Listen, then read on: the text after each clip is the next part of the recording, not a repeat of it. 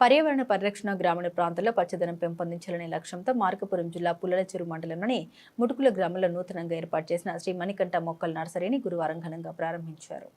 ఈ కార్యక్రమానికి ముఖ్య అతిథిగా హాజరైన పుల్లల చెరువు మండల టీడీపీ అధ్యక్షుడు మండల కన్వీనర్ పోట్ల గోవింద్ రిబ్బన్ కట్ చేసి కొబ్బరికాయ కొట్టి నర్సరీని ప్రారంభించారు. ఈ సందర్భంగా పోట్ల గోవింద్ మాట్లాడారు. గ్రామీణ ప్రజల అవసరాలని పచ్చదనం ప్రాముఖ్యతను దృష్టిలో ఉంచుకుని గద్దె వెంకటేశ్వర్లో నర్సరీని ఏర్పాటు చేయడం అభినందనీయమన్నారు. ప్రతి ఇంటి ఆవరణంలో పచ్చదనం పెంపొందించాలనే లక్ష్యంతో ఈ నర్సరీని ప్రారంభించడం సమాజానికి ఎంతో ఉపయోగకరమని కొనియాడారు. పర్యావరణ సమతుల్యతను కాపాడుకోవాలంటే ప్రతి ఒక్కరూ మొక్కలు నాటి వాటిని సంరక్షించాలని సూచించారు. గ్రామ అభివృద్ధితో పాటు పచ్చదనం పెంపొందించడంలో ప్రజలందరూ భాగస్వాములు కావాలని పిలుపునిచ్చారు.